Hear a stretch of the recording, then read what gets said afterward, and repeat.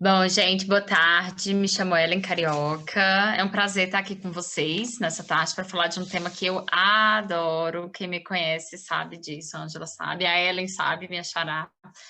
E o objetivo, assim, que a gente pensou para essa tarde é falar sobre o desenvolvimento, uma perspectiva psicológica, mas pensando no que a gente aborda quando recebe uma criança em avaliação.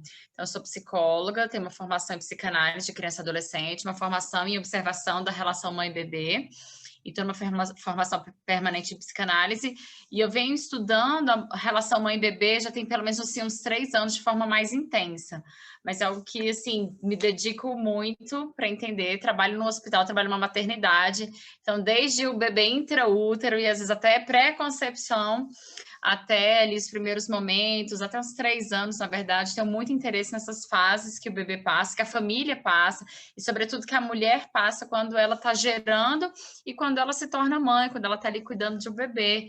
Então, que bom, Thaísa, que você trouxe o seu neném. Fiquem à vontade para falar. Se quiser desmutar aqui o seu microfone, fica à vontade. É uma aula que eu não quis trazer PowerPoint porque eu não quero sobrecarregar ninguém com conceitos. Porque, inclusive, o que eu pensei foi trazer uma crítica sobre essas questões que a gente estuda de desenvolvimento. E uma das coisas assim, que eu vejo muito na maternidade onde eu trabalho, e depois, quando eu recebo alguns pais em consultório com suas crianças, é a preocupação com o crescimento e o bom desenvolvimento da criança. E essa questão do desenvolvimento, ela é permeada pelo que é falado sobre o bom desenvolvimento. E isso vem mudando ao longo do tempo. Porque antigamente, se a gente for parar para pensar, né, assim, 1700, 1800, o status do infantil, né, do que é uma criança, não, é completamente diferente do que a gente tem hoje. Hoje a gente tem a infância como um período importante da vida de uma pessoa, né? Depois vem a pré-adolescência, depois a adolescência, para depois se tornar adulto. E antigamente as coisas eram assim: nasceu, deixou de ser bebê, começa a andar, até a forma de vestir aqueles bebês eram formas mais adultas. Então, pensando que eles se tornariam adultos sem precisar fazer uma transição. E é importante que a gente observe que o desenvolvimento, ele não começa quando o bebê nasce. Ele começa dentro do útero. E não só apenas as questões anatômicas, ou neurológicas, ou teciduais, ou essas questões mais que são extremamente necessárias, que é o corpo físico. Interações psicológicas já vão acontecendo ali muito precocemente. Com 9 semanas, mais ou menos, já tem ali um cérebro rudimentar, né? Já tem ali uma estrutura neurológica que permite alguns processos do desenvolvimento que depois se tornam mais complexos. Escutar, sentir o tato, sentir o próprio corpo, tudo isso vai começando de uma forma muito gradual e sem quebra, sem parar. O que a gente observa é que existem algumas patologias, são, enfim, né, que começa ali já na fase ainda embrionária, que dificultam ou impedem esse bom desenvolvimento, né? Que impedem, assim, de a criança, de o cérebro funcionar na sua potencialidade, ou não vai enxergar, ou não vai escutar por uma questão, por um defeito na divisão celular ou alguma outra questão genética. Então, é importante que a gente pense no desenvolvimento não apenas depois que nasce. A gente precisa pensar no desenvolvimento antes, porque alguns estudos vão mostrando que a ausência ou diminuição de alguns nutrientes, de algumas vitaminas, podem prejudicar a divisão celular, podem causar aborto, podem causar algumas malformações. Então, é importante que a gente consiga pensar isso antes. Nesse sentido, aí, então, a importância do pré-natal, o acompanhamento desde o início. Sim. E quando a mãe descobre... Desculpa, te interromper, mas e aí quando a mãe descobre que ela tá grávida já no 3º mês, no 4º mês, que às vezes acontece? E aí? Até no 6º mês, 7º mês, às vezes até na hora do parto. Bom, à medida que a pessoa tem conhecimento que ela está grávida, ela vai precisar tomar uma atitude. Inclusive, no caso das pessoas que vão interromper a gestação. Uma atitude tem que ser tomada. outra coisa importante que a gente precisa perceber quando a gente pensa em desenvolvimento é que as questões sociais elas são muito importantes, porque não adianta a gente falar assim do que é o ideal para uma mulher que vai gerar um bebê, que vai ali ter o seu filho, como é que vai ser o quarto, brinquedos educativos, se a gente sabe que nem todo mundo tem nem condições de comprar um teste de gravidez. Né? Se tem muitas mulheres que não têm condições de comprar um sulfato ferroso, que nem é o melhor para suplementar ferro, mas que é o mais básico, é o que tem na rede pública, né? Que muitas mulheres não vão fazer o pré-natal, não é porque elas não sabem que estão grávidas, mas é porque elas não têm condições de pagar passagem para uma UBS ou para um centro de saúde para fazer o pré-natal. Entendem? Então, para algumas famílias, para algumas sociedades, né? Mas para alguns grupos sociais, essa questão do desenvolvimento é uma preocupação que só vai acontecer depois que o bebê nascer. Para algumas pessoas, o máximo que vem é assim, tipo, se vai nascer saudável ou não. E essa questão do saudável ou não está muito relacionada às más formações. As malformações, na verdade. Por exemplo, a síndrome de Down, síndrome de Patal, a trissomia do 18, que eu acho que é a síndrome de Edwards, que são algumas questões assim que de fato são muito mais complexas e que vão precisar de um acompanhamento durante toda a vida da criança, entende? Então, assim, a questão social, ela é tão importante a gente levar em consideração, inclusive quando uma criança, assim, por exemplo, 2 anos, chega para uma avaliação com uma suspeita de, por exemplo, risco de autismo. O tipo de olhar que a gente tem para aquela avaliação não pode esquecer das questões sociais. Da mesma forma que a gente pensa nas questões neurológicas, né? Nas questões alimentares, a gente precisa perceber assim, o que é comum naquela família, o que é comum naquela cultura, o que é comum naquelas pessoas que moram naquela região. Tudo isso vai dar para a gente um outro dado que não é só o que a gente observa. E o que está...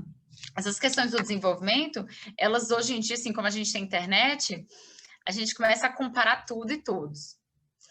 Isso, por um lado, é muito bom, porque, assim, a gente tem mais informação, então a gente pode correr mais atrás das coisas. Se a gente perceba que as teorias do desenvolvimento, elas partem de um desenvolvimento típico.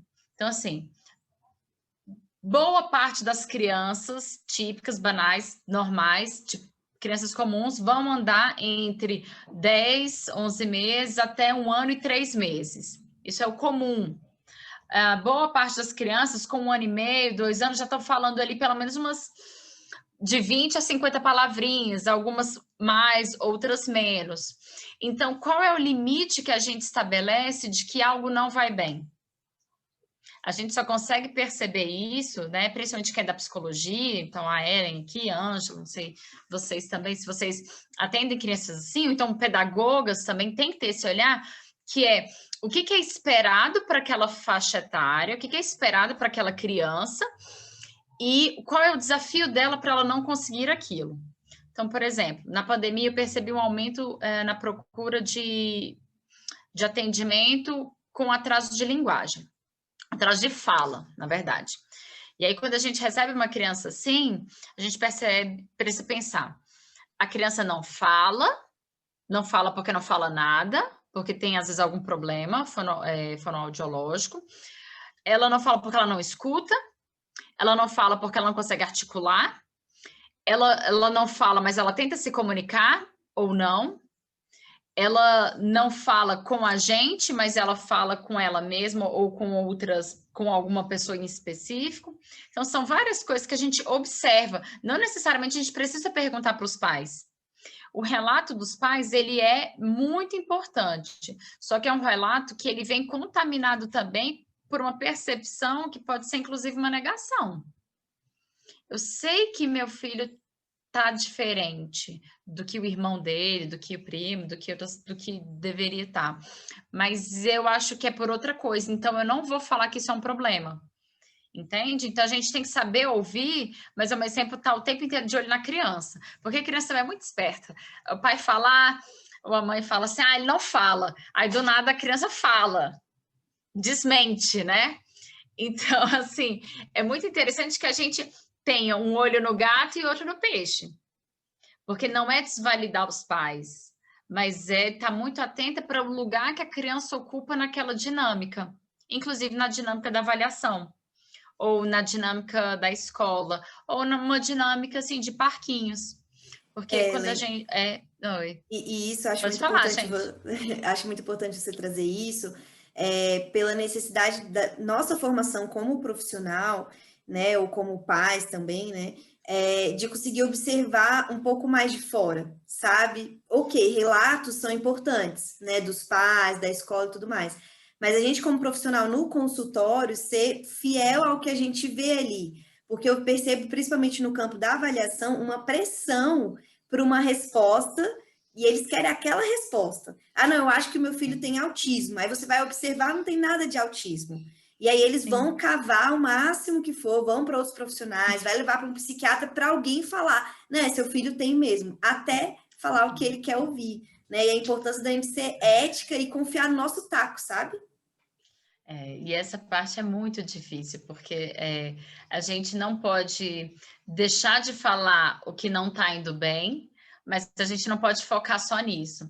Quando eu vou fazer um relatório, isso eu aprendi até na pós de avaliação psicológica que a gente fez, Ângela, que nos testes existem pontuações que a pessoa ela fica meio que na margem e tudo. E aí, quando fica assim, a gente sempre tem que dar pontuação mais adequada. E normalmente é uma pontuação que mais privilegia a pessoa do que colocar a pessoa, nivelar por baixo. E eu levei isso tão a sério que quando eu vejo uma criança, por mais que ela tenha assim, faz ponta de pé, que é marcha equina, ou então faz flapping, faz algumas coisas que são bem típicas do autismo, se tem uma coisinha que a criança faz ali, por menor que seja, de positivo, do tipo, nossa, me olhou, jogou a bola para mim, fez alguma coisa, isso também tem que estar no relatório. Porque a gente tem uma tendência de só colocar o que está em falta.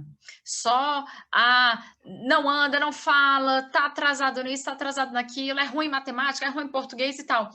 Nossa, mas é excelente em artes.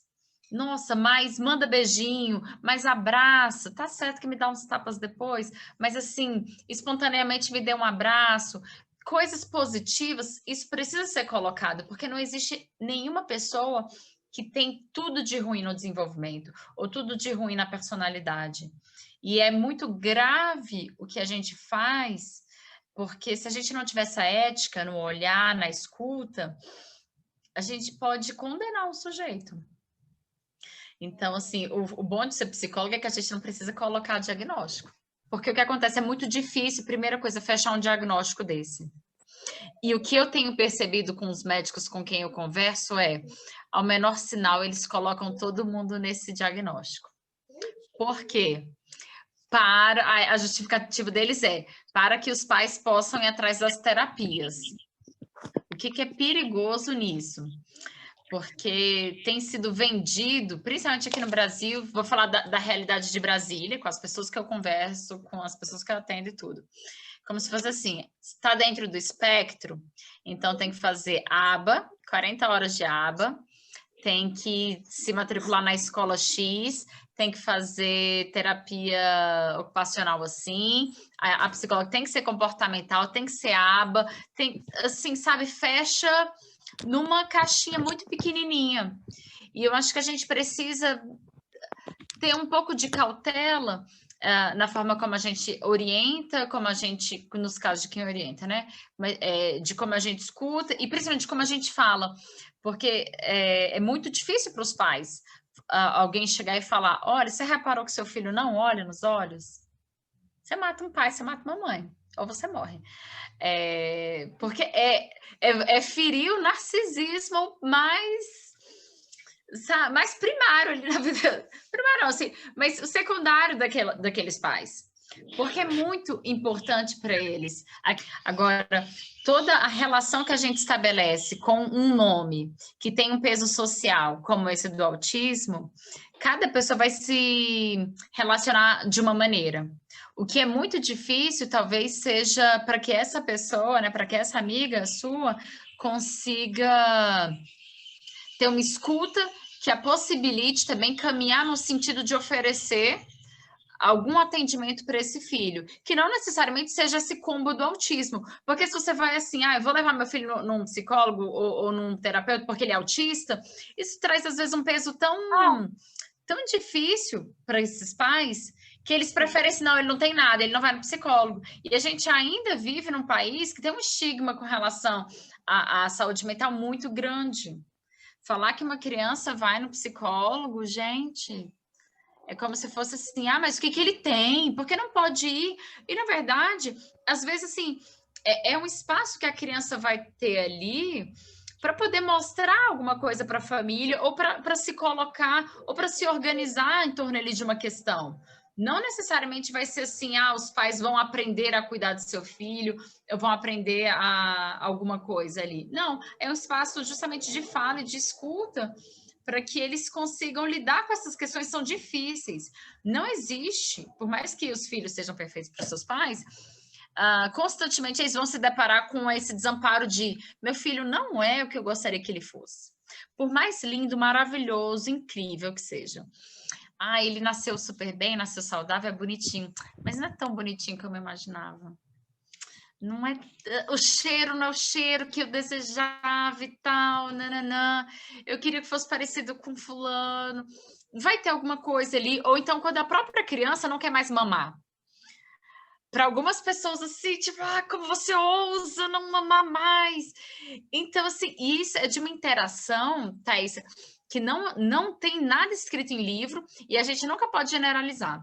Por exemplo, nem todo desmame é traumático, nem todo desfraude é traumático, nem todo processo de separação vai ser necessariamente difícil ou agressivo ou traumático mesmo para um ou para outro. Mas o que a gente percebe é que os pais eles são tão bombardeados de informações que eles ficam sem saber o que fazer. É problema do início, assim, né? Tem a questão do parto. Como esse parto é? Se foi um parto muito difícil, muitas mulheres já falam assim, pronto, meu filho vai ficar traumatizado porque era para ele nascer de parto normal, foi uma cesárea e tal. Eu demorei para conseguir amamentar, ele teve que tomar fórmula. Aí vem uma coisa de culpa materna, que as redes sociais, elas sempre estão falando assim, o lado B da maternidade, o lado B da maternidade. Mas eu percebo que o que mais reforça é justamente esse sofrimento e essa solidão materna. Porque tira de um modelo para cair em outro modelo. E essa coisa de tantas crianças incríveis que a gente vê na internet, né? De menino lá do tomatinho vermelho, que tem uma desenvoltura, a outra que faz, sei lá, cambalhota, a outra que já lê com 2 anos, umas coisas assim, que é como se as crianças comuns tivessem abaixo do desenvolvimento. E não estão. Estão ali nos processos delas. O que a gente sempre precisa perceber são as questões um pouco mais gerais e algo que os pais percebem como inadequado, ter uma escuta.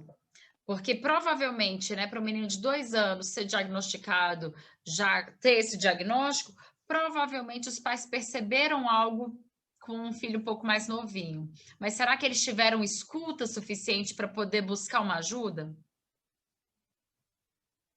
Sem essa ajuda, sem essa escuta, é muito difícil. E nem sempre vai ser da ordem da estimulação. Porque, assim... Eu sempre interrompo, né? Mas é porque eu acabei de lembrar de uma vivência minha, pessoal, assim. Quando eu estava na escola, eu sempre tive muita dificuldade em exatas, matemática e tudo mais. Conforme os anos iam passando, física, química, lascou, né? E aí, a importância que eu vejo da minha mãe ter tido a percepção dessa dificuldade de gerar uma angústia, um sofrimento, né? E aí, pôr um reforço e tudo mais, que é isso que você falou, não necessariamente vai ser uma avaliação, né? Às vezes é só um suporte a mais que a gente precisa ali dos pais terem esse olhar. E aí eu lembro que eu estava mais ou menos na 8ª série, eu comecei a rebaixar o meu humor, comecei a ficar triste e tudo mais, comecei a ter ideação suicida e falar coisas do tipo, eu não pedi para nascer, umas revoltas, que eu acho que era questão hormonal do momento. E aí, e o bacana é que eu já estava em terapia, a minha terapeuta percebeu, acionou a psicóloga da escola, a psicóloga da escola me observou lá, juntas fizeram uma reunião, chamaram a minha mãe e falaram, olha, bacana, ir para uma pediatra. Fui para uma pediatra para tomar um medicamento para poder melhorar esse humor.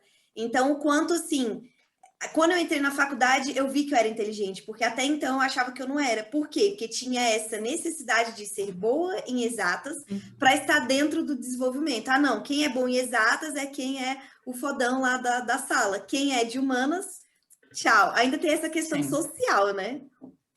Tanto que, se vocês forem parar para pensar, o autismo na nossa sociedade hoje tem um outro status quando ele é, por exemplo, um Asperger.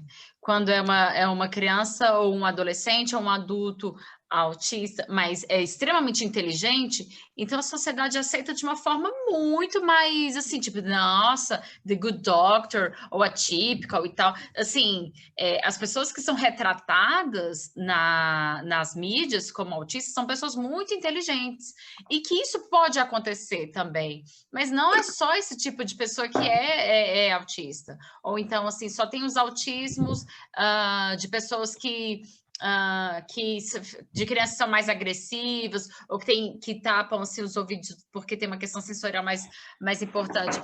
Não é igual. Por mais que tenha um CID ali, que seja o CID para todo mundo, gente, aquilo ali é o caldeirão da bruxa, tem de tudo. Inclusive, tem muito diagnóstico errado. Isso é bastante comum. A avaliação em si, né, que você trouxe, é muito difícil, porque a gente aprende na graduação, na pós-graduação, que assim, se o QI tá tanto, você começa a ligar a luzinha, né? Se tal teste tá assim, você já começa a desconfiar. Mas é isso que você falou, é um espectro. Então, assim, a pessoa é complexa, então não tem como você pegar uma receita de bolo para avaliar uma pessoa. Toda avaliação é nova e por isso que é sempre desafiadora. Você nunca pode ir com uma avaliação anterior na cabeça de, ah, não, aquela avaliação anterior eu acho que era um autismo, nessa daqui vão ter que ter características semelhantes para me dar uma segurança, para eu dar, né, uma hipótese diagnóstica, mas não. E aí Sim. é totalmente observação clínica, entrevista, e é o mais difícil, né?